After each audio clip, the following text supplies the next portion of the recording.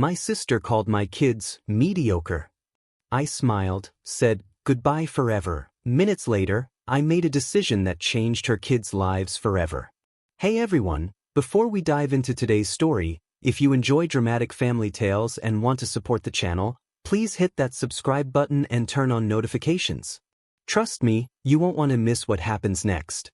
So picture this. You're at a family gathering, champagne in hand, everyone's laughing and having a good time. Then your sister stands up, points at your children, and says these exact words in front of everyone. These are mediocre kids. No awards, no talent. Just like their mother. What would you do? I'm Sarah Mitchell, and that night changed everything.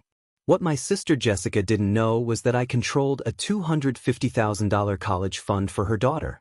And what I did next? Well, let's just say karma works in mysterious ways. This is my story. It was New Year's Eve, and my parents were hosting their annual celebration at their house. You know the type: fancy appetizers, expensive wine, the whole extended family showing up to ring in the new year together. I brought my kids, Emma, who's 14, and Lucas, who's 10. They were dressed nicely, being polite, doing everything right. I was actually feeling good about the evening. My sister Jessica was there with her daughter, Sophia, who had just turned 18. Now, let me give you some context here. Jessica has always been the golden child. She married well, lived in the nice part of town, and Sophia was the perfect granddaughter, honor roll student, debate team captain, early acceptance to Princeton. Meanwhile, I was the divorced single mom who worked in financial planning. Stable job, good income, but not flashy. And my kids? Emma plays piano and writes her own music. Lucas builds robots from old electronics he finds at garage sales. They're creative, kind, thoughtful kids. But to my family, they were invisible. About an hour into the party, Jessica decided to make a toast. She stood up, glass in hand, and started talking about Sophia's accomplishments. Fine, whatever. I was used to hearing about how amazing my niece was. But then she pivoted. You know, Jessica said, her voice carrying across the room, some children are just born with excellence. They have drive, talent, ambition. She paused, and I felt my stomach drop because I knew what was coming. She turned and pointed directly at Emma and Lucas. And then there are children like these. Mediocre. No awards, no special talents. Just ordinary. Exactly like their mother. The room erupted in laughter. My parents, my aunts and uncles, cousins, family friends, everyone thought this was hilarious. I looked around at these people I'd known my entire life, and they were all laughing at my children. I glanced down at Emma. Her hand was trembling in mine. Lucas had pressed himself against my side, trying to disappear. My beautiful, talented, wonderful children were being humiliated, and these people thought it was entertainment. Something inside me snapped. Not hot anger, cold calculation. I raised my glass higher, my smile never wavering. Cheers, I said clearly. To the last time you'll ever see us. The laughter died instantly. My mother's face creased with confusion. Jessica's smirk faltered for just a second. Rebecca, don't be so dramatic, my father said dismissively. It's just a joke. I set my glass down with deliberate care. Emma, Lucas, get your coats. They ran for the hallway. Jessica rolled her eyes, turning back to her audience. She thought I'd come crawling back like I always did. She was wrong. We drove home in complete silence. Emma stared out the window, tears streaming down her face. Lucas had his arms wrapped around himself, making himself as small as possible. My hands gripped the steering wheel so hard my knuckles turned white. Mom. Emma's voice cracked. Are we really never going back? Never, I promised her. About an hour after we got home, my phone buzzed. Jessica's name lit up the screen. You're still funding Sophia's college, right? I stared at that message for a long time. 3 years ago, when Jessica's marriage fell apart and she found herself suddenly single with a teenage daughter, I'd made her a promise. I would pay for Sophia's entire 4-year college education. It seemed like the right thing to do at the time. I was successful. Jessica wasn't. Family helps family, right? Over the past 3 years, I'd set up a custodial account and funded it with over $250,000. Enough for Princeton's tuition, room and board, everything. My fingers hovered over the keyboard. Then I opened my laptop instead. See, here's what nobody in my family seemed to understand about me. I've been working in estate planning and financial advising for 15 years. I've built a quiet, successful career managing multiple six-figure trusts and financial portfolios. One of those portfolios was Sophia's college fund. I'd set up the account myself 3 years ago. It was a custodial investment account with me as the custodian. That meant I had complete legal authority to modify its terms and conditions. I spent the next hour researching. I made 3 phone calls, one to my attorney Michael, one to my financial advisor Rachel, and one to the admissions office at Princeton. Here's what I learned. Sophia's early decision acceptance at Princeton was conditional. She had to provide proof of financial capability by late February.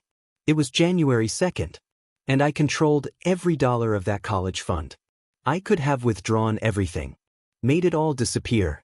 But that felt too cruel. Sophia was just a kid caught in her mother's dysfunction. Instead, I decided to restructure the account. Over the next few days, I worked with Rachel to modify the terms. The new account would only disburse funds for educational expenses at an in-state public university. No private schools. No Ivy League. The money was still substantial, enough for 4 years at a decent state school with careful budgeting. But Princeton's tuition alone was $68,000 per year. The restructured fund wouldn't even cover 1 year there. Finally, I texted Jessica back. No. My phone exploded. Calls, texts, voicemails. Jessica, my mother, my father, relatives I hadn't spoken to in years. I blocked every single one of them. The next morning, I took Emma and Lucas out to breakfast at their favorite diner. We ordered chocolate chip pancakes and talked about everything except the night before. Can I tell you guys something? I said, watching them pour syrup over their plates. They looked up at me cautiously. I'm proud of you. Every single day. Emma's lip trembled. But we don't have any awards. Emma plays piano beautifully, I said firmly. She taught herself to write music. Lucas built a robot from scrap electronics that actually moves and lights up. You're both kind, creative, brilliant kids. That's not nothing. That's everything. Lucas wiped his eyes with his sleeve. Aunt Jessica was really mean. She was. And we don't have to spend time with mean people, even if they're family. Emma nodded slowly. I didn't like going there anyway. Grandma always compared me to Sophia. My chest tightened. I'd been blind to so much, normalizing their casual cruelty because it had always been there, like background noise in my life. The restructuring paperwork was finalized on January 5th. Jessica received official notification on January 8th. My phone rang 19 times that day. I answered none of them. By January 9th, Jessica showed up at my office. My receptionist Amy buzzed me, panic in her voice. She's making a scene in the lobby. Should I call security? I stepped out to find Jessica shouting at Amy, her face blotchy and furious. Other clients in the waiting area looked uncomfortable. Some were filming on their phones. You can't do this. Jessica screamed when she saw me. That money is Sophia's. You promised. Lower your voice, I said quietly. You're disturbing my clients. I don't care about your clients. You're ruining my daughter's life. I'm not ruining anything. There's still money for her education. Just not at Princeton. Princeton is her dream school. Then she should have applied for scholarships like everyone else. Maybe you should have saved for her education instead of expecting me to foot the entire bill. Jessica's mouth fell open. You're my sister. Family helps family. Family doesn't mock each other's children. Family doesn't laugh when kids are being humiliated. I kept my voice professional. You had the chance to be family. You chose cruelty instead. Now you can live with your choice. Mom and Dad are furious with you. I'm sure they are. They can join you in your disappointment. Sophia worked so hard for that acceptance. And she can work hard at a state university. Public schools have produced plenty of successful people, Jessica. Just not prestigious enough for you, Is that it? Her eyes narrowed with hatred. You're jealous. You've always been jealous that Sophia is better than your mediocre kids. Something cold settled in my chest. Get out of my office. If you come back, I'll have you arrested for trespassing. You can't. Yes, I can. Amy, please call security. 2 security guards arrived within minutes. Jessica screamed threats over her shoulder, that I would regret this, that she'd sue me for everything I had, that I'd die alone and miserable. I returned to my office, closed the door, and sat at my desk for a long time. My hands shook, not from fear, but from relief. From the profound satisfaction of finally standing up for myself and my children. Michael called that afternoon. I heard about the incident at your office. Security has footage. Good. Keep it. Jessica's lawyer contacted me. They're threatening to sue for breach of oral contract. Let them try. I have 3 years of emails and text messages from Jessica calling my children stupid, lazy, worthless. I have documentation of every cruel comment, every comparison, every time she used Sophia to belittle Emma and Lucas. I also saved a video from New Year's Eve before my cousin deleted it. If they want to go to court, I'm ready. Michael chuckled grimly. I was hoping you'd say that. I'll prepare our response.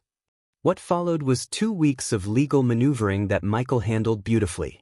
He wrote Jessica's attorney a letter that he described as professionally devastating. It detailed every documented instance of Jessica's cruelty toward Emma and Lucas. Every hurtful comment preserved in text messages. Every comparison captured in emails. Every family event where Jessica used her daughter as a weapon to tear me down. He also included the New Year's Eve video.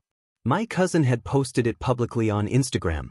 I'd saved a copy within hours, knowing it might disappear.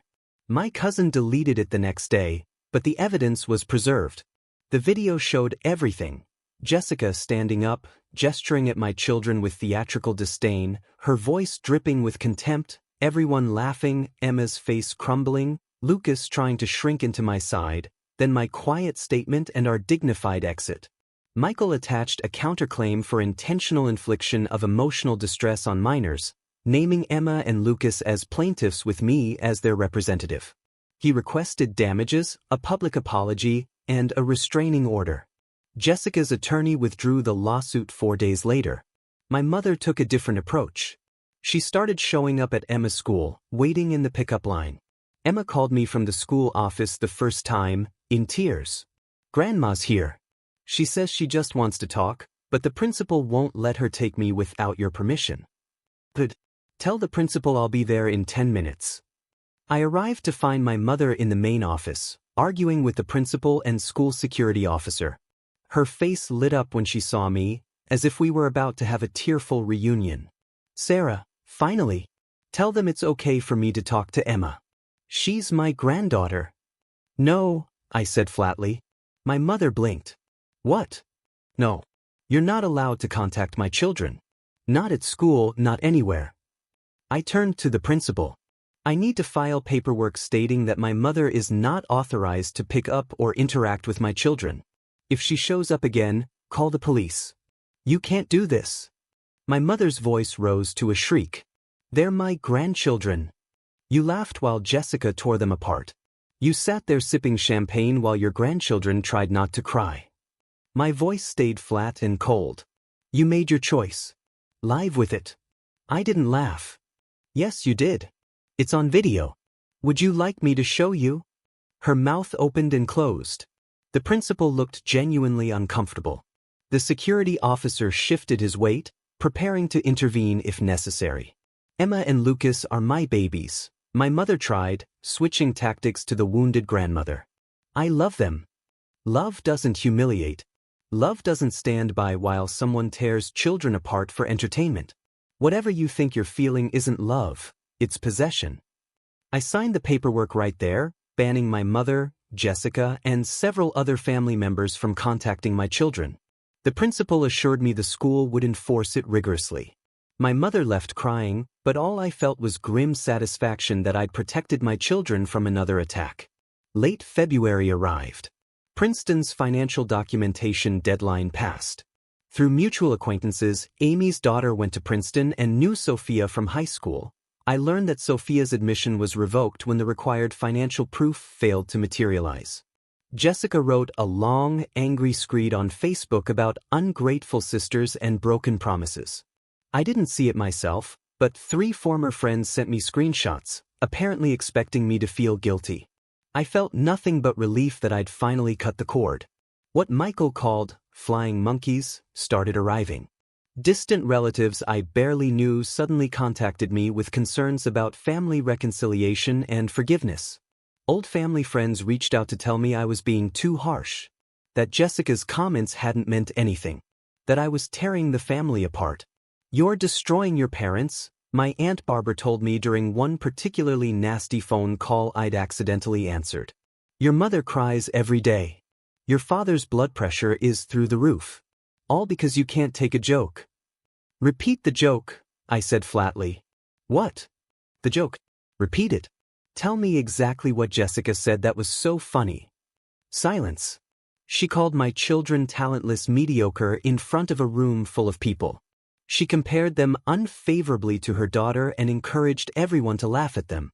"That's not a joke, Barbara. That's cruelty. Oh, for heaven's sake. Kids need thicker skin. The world is tough. The world is tough enough. Home should be safe. Family should be safe. If you don't understand that, we have nothing more to discuss." I hung up and blocked her number. But more kept coming. My father's business partner. My mother's book club friend. Even my old college roommate who I hadn't spoken to in a decade, suddenly messaging to ask if I was okay and suggesting I was overreacting. "How much did my mother pay you to contact me?" I asked. Long pause. "She's just worried about you." I blocked her too. The constant barrage was exhausting. Every day brought new attempts to wear me down, to make me feel guilty, to convince me I was the problem. I started keeping a log of every contact attempt, every message, every call, as Michael had suggested. But through all of this, something wonderful was happening. Emma started taking lessons with Professor David Chin at the conservatory. He treated her like a real musician, not a kid with a hobby. He assigned her challenging pieces, introduced her to composers she'd never heard of, encouraged her to explore her emotional connection to music. "He made me cry today," Emma told me after her 3rd lesson. My heart jumped. "What happened?" "Not a bad cry. He played me this piece by composer Jennifer Higdon, and it was so beautiful I just started crying. Then he told me, that's what real music does. It makes you feel things you didn't know you could feel." He said I have that ability too. That my compositions make people feel. She showed me the piece she'd been working on, a complex arrangement that wove multiple themes into something haunting and beautiful. Professor Chin had made notes in the margins. "Beautiful phrasing here. Trust your instincts. This is the work of a real composer." "He called you a real composer," I said, my voice thick with emotion. He said talent is common, but the ability to convey emotion through music is rare. He said I have both. Lucas's robotics club became his haven. The other kids there had no idea about our family drama. All they saw was a smart, creative kid who built amazing robots. Maya said my gear system was genius. Lucas told me one afternoon, practically bouncing with excitement. "She's the team captain and she's 14. She said I think outside the box." "That's because you do," I said, ruffling his hair. "Coach Daniel wants me to lead the design for the competition robot's arm. He says I have the best spatial reasoning on the team." Seeing my son light up with pride and purpose made every painful moment worth it. In September, I received a formal invitation to my parents' 40th anniversary party. A massive celebration planned for months. I threw the invitation away. My father called the next day. "Sarah, we need to talk." "No, we don't." "Are you really not coming to our anniversary party? Your mother is heartbroken." She should have thought of that before laughing at her grandchildren. For God's sake, that was almost a year ago. How long are you going to hold on to this grudge? "It's not a grudge, Dad. It's a boundary. You all showed me who you are and what you value. I'm choosing to believe you. Jessica is your sister. Sophia is your niece. We're your family. Family doesn't do what you did.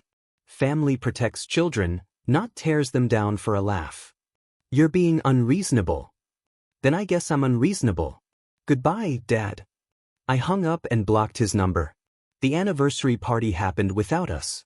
I took Emma and Lucas to an amusement park instead, where we spent the whole day riding roller coasters, eating overpriced food, and laughing until our sides hurt. This is the best Saturday ever, Lucas said, his face covered in cotton candy. Emma nodded, grinning. Way better than some boring party. Way better, I agreed. December arrived, marking the one-year anniversary of that terrible New Year's Eve. Emma and Lucas were different children now. Confident, comfortable, thriving in ways they never had before. Are we doing anything for New Year's this year? Emma asked. What would you like to do? Can we stay home and watch movies? Just us. That sounds perfect. On New Year's Eve, the three of us made homemade pizza, played board games, and watched the ball drop on TV from our couch. At midnight, we toasted with sparkling cider. To fresh starts, I said. To being enough exactly as we are, Emma added. To the family we chose, Lucas said solemnly. We clinked our glasses, and I felt a profound sense of peace wash over me. This was family. This was home. This was enough. My phone buzzed with a text from an unknown number. Happy New Year, sis.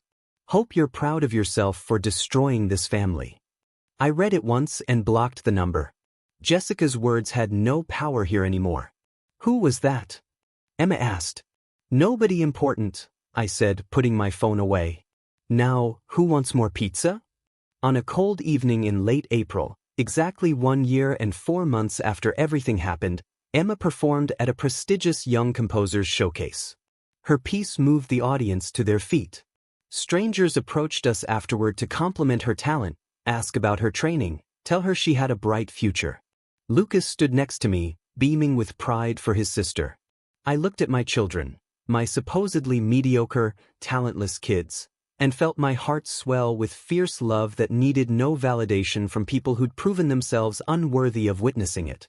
No awards, no talent, I murmured to myself, remembering Jessica's sneer. Emma caught my words and grinned up at me. Just like their mother, right? Just like their mother, I agreed, pulling them both close. And we're doing just fine. One final thing happened that spring. I received a text from an unknown number. It took me a moment to realize it was Sophia. I'm sorry for what my mom said on New Year's. I wanted to reach out sooner, but she wouldn't let me contact you. I'm at community college now. It's actually pretty good. I'm learning a lot. I just wanted you to know I don't blame you for anything. I stared at that message for a long time. Sophia had always been caught in the middle of Jessica's dysfunction, shaped by her mother's values and priorities in ways that weren't entirely her fault. I replied, "Thank you for reaching out. I'm glad school is going well. You're always welcome to visit if you want to talk without your mother present." She never took me up on the offer, but the fact that she'd reached out made me feel like something had shifted, even slightly. So that's my story. The night my sister called my kids mediocre, I smiled, said goodbye forever, and minutes later made a decision that changed her daughter's life. Was it petty? Maybe. Was it justified? Absolutely. Here's what I learned through all of this. You can't force people to value you. But you can absolutely refuse to accept their devaluation. You can walk away. You can build something better. Sometimes the greatest act of love is knowing when to leave. My children understand that now. They saw me stand up for them, protect them, choose them over obligation and guilt and a desperate need to be accepted by people who'd never truly seen me. They learned that their worth isn't determined by other people's opinions, not even family. Especially not family who used them as props in someone else's superiority complex. Emma's music continues to flourish. Lucas's robots get more sophisticated. They've made friends who appreciate them, found teachers who support them, and slowly built lives that have nothing to do with the family that rejected them. And me? I found something unexpected: freedom. The freedom to define family on my own terms. The freedom to demand respect instead of begging for scraps of approval. The freedom to walk away from toxicity without guilt. Jessica never got her apology or her reconciliation. My parents never got their docile daughter back. Sophia never got her Ivy League education funded by an aunt she'd learned to look down on. But Emma got her music. Lucas got his robots. And I got my children's trust, their happiness, and the knowledge that I would fight for them no matter what. That's worth more than all the champagne toasts and family reunions in the world. If you're in a similar situation, dealing with family members who belittle you or your children, who use cruelty disguised as jokes, who expect you to take it with a smile, let me tell you something. You don't have to. You can set boundaries. You can walk away. You can choose peace over chaos, even when it means losing people you thought you'd have forever. Because here's the truth, real family doesn't treat you this way. Real family lifts you up, protects you, celebrates you. And if the people who share your DNA can't do that, then you get to build a new family, one based on love and respect instead of obligation. My kids know they're valued now. They know their worth doesn't depend on awards or achievements or anyone else's approval. They know they're enough exactly as they are. And honestly, that's the greatest gift I could ever give them. Thanks for listening to my story. If you enjoyed this, please hit that subscribe button, leave a comment sharing your thoughts, and turn on notifications so you never miss an upload. Sometimes the best revenge is simply living well. And trust me, we're living very, very well. Until next time, this is Reddit Family Stories, reminding you that you deserve respect, your children deserve protection, and some bridges are meant to burn. Take care of yourselves out there.